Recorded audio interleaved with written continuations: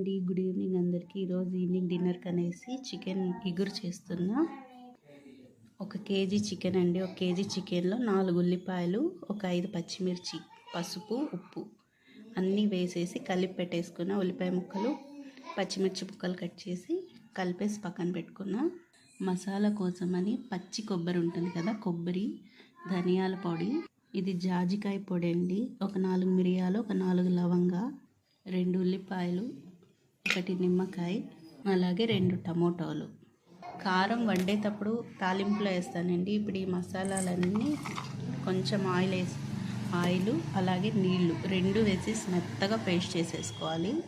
Paste చేసేసుకున్నాం కదా, ఇదే మిక్సీ జార్లోనే ఇప్పుడు ఉల్లిపాయలు కూడా పేస్ట్ చేసుకోవాలి. ఉల్లిపాయలు అయిన తర్వాత టమోటో కూడా పేస్ట్ చేసుకోవాలి. ఉల్లిపాయ పేస్ట్ అయిపోయింది, అలాగే టమోటో పేస్ట్ కూడా చేసుకున్నాం. అల్లం వెల్లుల్లి పేస్ట్ కూడా. ఇప్పుడు వంట రెడీ చేస్తాం.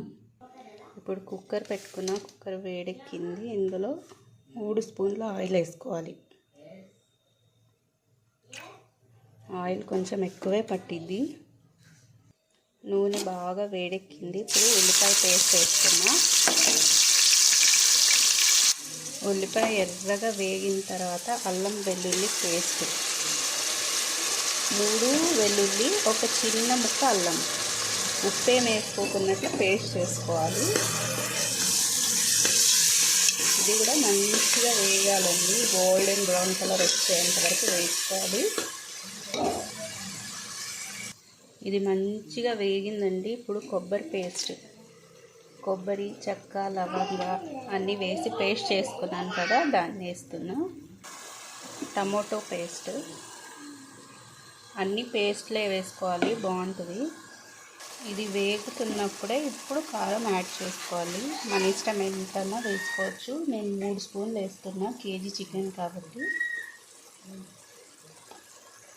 ఈ మసాలా మొత్తం వేగింది. ఇప్పుడు ఇందులో 2 స్పూన్ల పెరుగు వేస్తున్నా. మన ఇష్టం అండి, ఇష్టమైతే పెరుగు వేసుకోవచ్చు, లేకపోతే లేదు. పెరుగు వేస్తే చాలా టేస్ట్ ఉంటుందని 2 స్పూన్లు వేసుకుంటున్నాను. పెరుగు వేయడం వల్ల మనకు తినేటప్పుడు బిర్యానీ ఫ్లేవర్లా ఉంటుంది, అందుకోసమని పెరుగు యాడ్ చేస్తున్నాను నేను. ఇప్పుడు ఇది కొంచెం ఆయిల్ పైకి తేలేంత వరకు వేయించుకోవాలి. ఆయిల్ చూసారా ఎలా తేలిపోయిందో. ఇప్పుడు ఇందులో చికెన్ యాడ్ చేసేస్తాను. కలిపేసుకుందాం. ఇలా కలిపేసుకున్నానండి. ఇందులో ఉన్న వాటర్ బయటకు వచ్చింది, చికెన్లో ఉన్న వాటర్. అంతవరకు వాటర్ ఏమీ వేయాల్సిన అవసరం లేదు. కొంచెం మూత పెట్టేసి ఒక 10 మినిట్స్ ఉడకనివ్వాలి. వాటర్ మొత్తం బయటకు వచ్చేస్తుంది.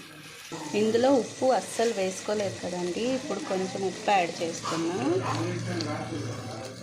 ఉప్పు యాడ్ చేసుకుని కలిపేసి మూత పెట్టేసుకోవాలి.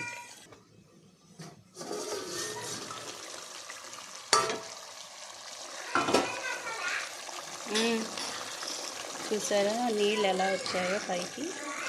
ఇందులో ఉన్న వాటర్ ఎలా వచ్చిందో, చికెన్లో ఉన్న వాటర్.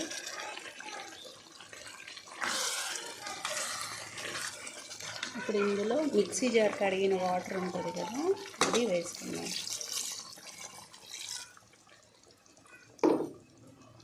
కలిపేసుకున్నానండి. ఇప్పుడు 20 మినిట్స్ ఉడకనివ్వాలి. విజిల్కి ఏం అవసరం లేదు, ఇగురు కాబట్టి.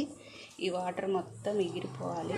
ఎగిరితే టేస్ట్ చాలా బాగుంటుంది. తర్వాత నిమ్మకాయ పిండాలి ఇందులో. ఇప్పుడు మూత పెట్టేస్తున్నా దీనికి. అండి కర్రీ ఎలా రెడీ అయిందో, చాలా బాగా అయితే అయ్యింది కర్రీ. ఇందులో ఇప్పుడు నిమ్మకాయ పిండుతున్నా. మన ఇష్టం, కావాలంటే పిండుకోవచ్చు, లేకుంటే లేదు. నేను సగమే పిండుతున్నా, ఎక్కువ పిండట్లేదు. అలాగే కొత్తిమీర.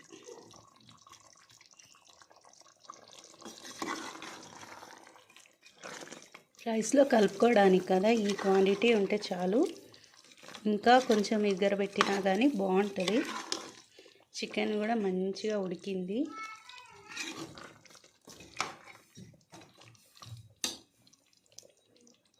చికెన్ అయితే కంప్లీట్గా ఎగిరిపోయింది, కొంచెమే వాటర్ క్వాంటిటీ ఉంది. ఇప్పుడు సర్వ్ చేసేసుకుందాం. ఫైనల్గా చికెన్ ఎగురైతే రెడీ అయిపోయిందండి. చాలా చాలా బాగుంది. పెరుగు వేయడం వల్ల, పెరుగు లాస్ట్లో నిమ్మకాయ వేయడం వల్ల.